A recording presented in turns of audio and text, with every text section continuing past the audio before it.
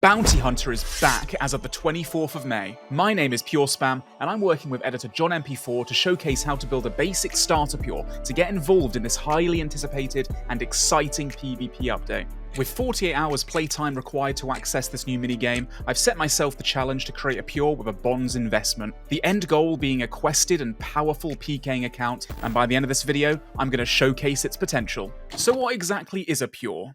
Well, in RuneScape, all of your combat stats are not all equal in the combat formula. For example, in many cases you could gain either 7 prayer levels or 4 hit point levels to gain a combat level, but the stats you've gained to get there provide different benefits. The Pure build is the PvP glass cannon, as they have no defense and therefore make up for it with exceptionally high offensive stats compared to the average player their level. Building an account around certain requirements, whether that be attack level for a weapon, magic level for a spell, or even a prayer level, is the key to understanding the reasoning behind why Pures are so strong at their level bracket. Within the world of Pures, there are multiple Pure builds ranging in attack, prayer, and combos, from Dragon Daggers to Armadillo Godswords. In this video, I've opted to base this account around the power of the Granite Maul, a weapon requiring 50 attack and strength. What makes it so strong in PvP scenarios is that the special attack hits instantly with high damage, and with such low requirements, it's the perfect account to build within only 48 hours of playtime. Right, here we are in Lumbridge. Here is our main. Straight off the bat, we are trading the main. I gave my account 2 bonds to begin with,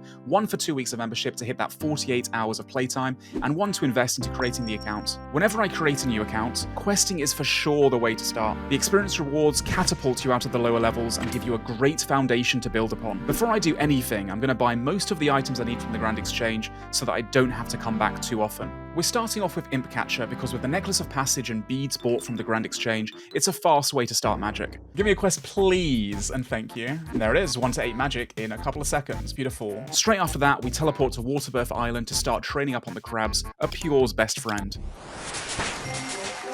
Alright, 18 mage. Change of plan for me personally. Now, you could just stay here and start using chaos spells and get yourself to 35 mage, just semi-AFK. It's rather cheap as well on the crabs. But instead, I'm going to do it very rapidly. I'm going to go back to the Grand Exchange and I'll buy myself a bunch of nature runes and wizard mind bombs. So if I buy 610, and I get myself maybe just a couple of wizard mind bombs, which give a +3 mage boost. Here's when I figure out that they do not give +3 mage boost because they scale with your level. Please. Oh my god, they do scale with your level. Alright, 1 sec. Any second now. There it is. Okay, 19 mage, which means now I can drink them as a mind bomb. I've now got access to low alch, and I can very quickly click 600 times and get myself the 35 mage. I'm beginning by getting 35 magic, and the reason for that is it will just make taking down any of the quest bosses that much easier. Now that I have 35 magic, my first combat quest is going to be Witch's House, and that's 13 to 25 hit points, which makes up for the alching, which doesn't give any hit points experience. Hit points is a stat that is very important in PvP. The larger your health pool, the less likely you are to get KO'd when eating against combos, and then as a result, less deaths ultimately results in more profit. Waterfall Quest is one that you see everybody doing early on, and on a Pure, it's no exception. The easy early attack and strength levels are huge, and they save so much time compared to traditionally hitting goblins in Lumbridge. God, I remember getting lost here so many times as a kid. Will I make it through? And while I'm here, since I've come here anyways past this quest, I may as well start Tree Gnome Village, which you begin at King Bullrun over here, and then continue with the Waterfall Quest afterwards. And there we go, this quest has been started too.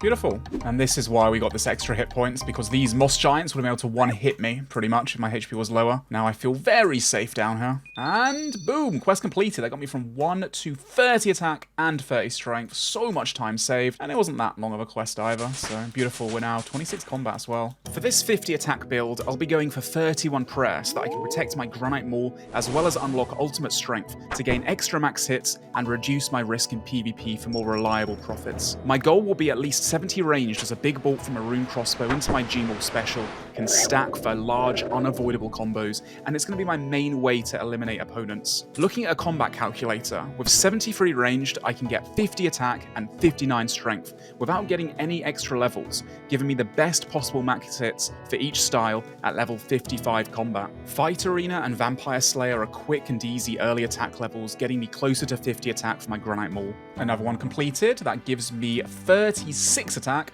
and And some thieving levels nice as well. This is exactly why we got Chaos Ball early. It just makes all the quest bosses very fast. More attack experience.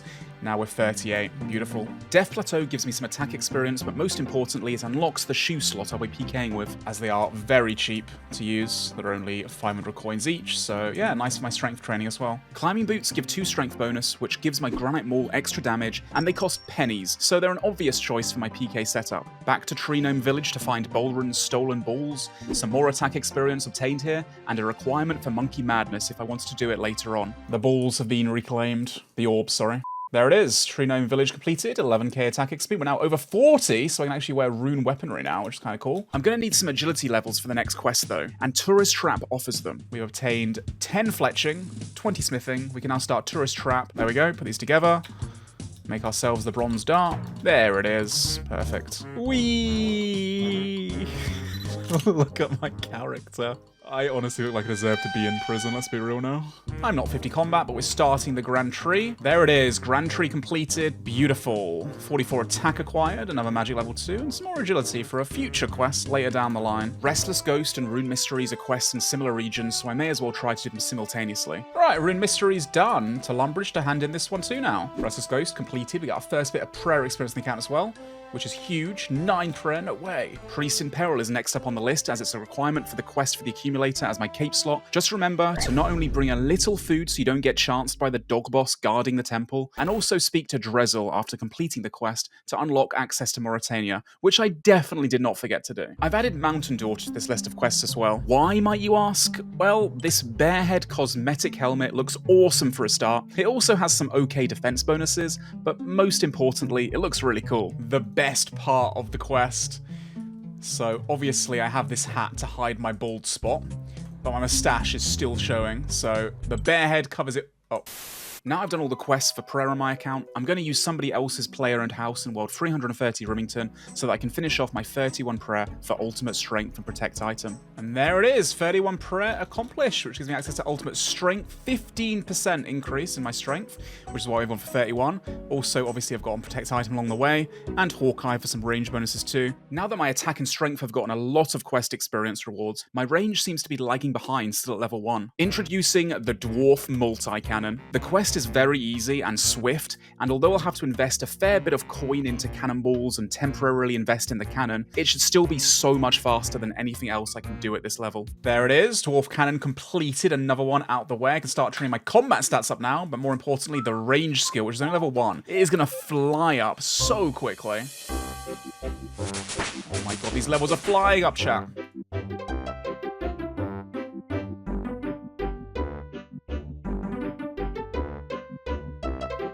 The final 100 XP, and here it is, 50 ranged obtained. Just enough cannonballs as well. I have 100 left over or so. Now that I have 50 ranged, I can obtain the Avers accumulator after animal magnetism. I needed some stat requirements, so let's knock those out really quickly and then finish the final quest on the account. And there's 19 crafting. The requirement for animal magnetism knocked out the way. Just hit 15 woodcutting onto the oak trees. There it is, 30 woodcutting. Normally you'd go to willow logs at this point, but it's actually better XP per hour to stay at the oak logs. And there it is, 35 woodcutting, the final requirement for animal magnetism. Then I'm going to do the museum quiz because it gets me 1 to 9 Slayer and Hunter 2, which is quite nice. Now, this isn't necessary, but it is a very nice quality of life. If you are using RuneLight, you can use the Puzzle Solver plugin, which just highlights the correct different bits of information here, and I'm going to use it because it saves me a lot of time having to look at a wiki constantly, but you don't need to. It just saves a bit of time. Okay, that's all of them done, and we get ourselves 1k experience in both Slayer and Hunter, which is level 9 in each. Now to get a Slayer task from Burthorpe, I guess, since I'm a low combat level. Bats. Alright, that was rapid. 18 Slayer. Right, let's start this quest, and off we go. And also speak to Drezel after completing the quest to unlock access to Mauritania. Oh, I realize now. You can't use these teleports until you've talked to the guy. The best part of this quest, Cowleat Killer. So nostalgic. Maybe we'll see this guy in Bounty Hunter. There it is. Avers Accumulator acquired, animal magnetism finished. We get a bunch of rewards as well, a few random levels, which is just nice to have, I guess, if I want to train the account further. Also obtain 36 woodcutting for Lost City later down the line if you want to go 60 attack for the DDS. There it is. The account is now perfectly ready to start AFKing for the next few days. With every quest I set out to do completed, it's time to spend the next week of my life AFKing at the crabs. Crabs are a Pure's best friend. Whether it's the sand lads on the south of Zaya, or the classic rocks in Relica, they make for a good, repeatable punching bag to farm experience and the levels required to make a powerful Pure build at a very low cost. Here is where I want to mention a client called RuneLite that you can download through the Jagex launcher on the Old School RuneScape website. It has a lot of useful features in the form of plugins that can make your RuneScape experience much better. Quest Helper is an example of a plugin that would have helped me with my account progression that I would recommend highly, and there are many guides on YouTube by fellow content creators on what plugins to check out. There is one plugin in particular though that I'll be using here as it makes AFKing a lot more friendly, and that plugin is the NPC aggression timer. In Old School RuneScape, when you enter an area with monsters trying to attack you, after 10 minutes they de-aggro. So just sit here AFK for 10 minutes. Once the 10-minute timer goes out, we just step outside of this barrier, this little invisible line, get out, go back in again, and it will reset my aggression every 10 minutes for the next 10 plus hours. Since I had almost 40 hours of training up ahead, this plugin deserves a mention as it really helped the experience feel so much more relaxing while I was quote-unquote working, aka just playing RuneScape on all my other accounts. Right, we've just hit the 12-hour mark on the account since I started it, or about to. Got myself 57 range now since I last updated you guys. Gonna stay here for a longer with the high hit points now too, but yeah, I'm getting off for the night. It's been a long day. Just hit 60 range, so I'm equipping my red D-hide chaps now. Time on the account is currently 14 hours. Right, we just hit 73 range on this account, so it's time to move on to melee stats. So here's the setup for some strength trading. Strength ammo, warrior ring, clan boots, some potions, and a teleport back over here, so let's get started. 50 attack obtained, straight on to the granite hammer. Wait, what? Oh, I need strength level 52. I didn't know that. Missed it on the recording, but we just hit 59 strength. So now this account is fully balanced for attack, strength, and range. All I gotta do now is gear up. Well, a week later of eradicating the crabs from this island that seemed to never learn their lesson, and 40 hours of playtime is now completed, my starter Pure is ready to rumble. Okay, so I spent about 2.5 mil on supplies. You can see all the necessary items that I would need. I've also got myself some steel arrows to buy some more avos. I have about 10 return sets here. And lastly, most importantly, is my big special attack weapon, which of course we are 50 attack Pure. So that's going to be the Ornate Maul. So I'm going to buy the G-Maul separately, buy the Maul handle for whatever it costs, and then combine the two to make my special attack. There it is. That's going to be my +1 item. I'll be protecting it unless I get smited, which I shouldn't do at this level. Not many people with smite around here this combat. Right, so the bank is set up like this. This is how I usually do it on my accounts. I have my gear that's all nice and easy to equip, and I've also got potions and restock stuff at the top. Of course, I've got the climbing boots, the strength amulet, the combat bracelet, all for strength bonus. The G-Maul can hit a little bit higher. I have the crossbow into the granite maul for some KO potential as well to stack it together. Magic shortbow is my main hand. Recoil's best in slot ring for PKing edge style in my opinion. Amethyst arrows, the MSB, and the Amethyst accumulator are best in slot. Monk's robe for the prayer bonus. Koi for some more range bonus. But yeah, this is my inventory. We got basic food, manta ray, Koran 1 for double eats. We got brew in there as well for a bigger eat if we need it. Let's give it a spin, shall we? John, you reckon you can showcase a little montage for the viewers? Oh my god, 31, 14, 15. Maybe here? Oh my gosh, my crossbow is on fire right now. Oh my god, we actually killed him! Oh my gosh! Okay. I'm dead. Oh my gosh, wait, what? I am so lucky that I just brewed there. I am very lucky I got that brew off. Now, this is what you get for doing that to me. Good fight, and thank you for your money. Oh, what a combo. So the bulk of these combos you've seen were utilizing a projectile into my Granite Maul's special attack. I usually stand with at least 3 tiles between me and my opponents to stack perfectly in order to catch up to my ranged projectile. This is so powerful because the time it takes for the bolt or javelin or arrow to hit the opponent when I range from a distance and then run in with the Granite Maul means that all 3 hits can stack together to make a massive combo. Well, I'd say that was a successful first PK trip. The money that we have on this account now is actually, and my bank in general, is more than I started with. It's only been about an hour or 2 of PKing, so I think that's quite successful, if you ask me. Not a bad first little run on the account. The game has a lot to offer, and if you've never built a Pure or stepped foot in PvP, maybe Bounty Hunter is the place to start. And hopefully this video guide has ignited some passion, interest, or at the least, some curiosity. My name is PureSpam, all my links are in the description if you'd ever like to see me PVM on a Pure or try out the new Bounty Hunter. I've played this game my whole life and feel extremely blessed to create content and be here today putting a spotlight on the type of account that has kept me interested in RuneScape my entire life. Thank you to John MP4 for editing and working with me on this video, and thank you to Jagex and the entire Old School team for reaching out to make this possible, as well as bringing back Bounty Hunter. Much love, and I'll see you all there in the Bounty Hunter crater.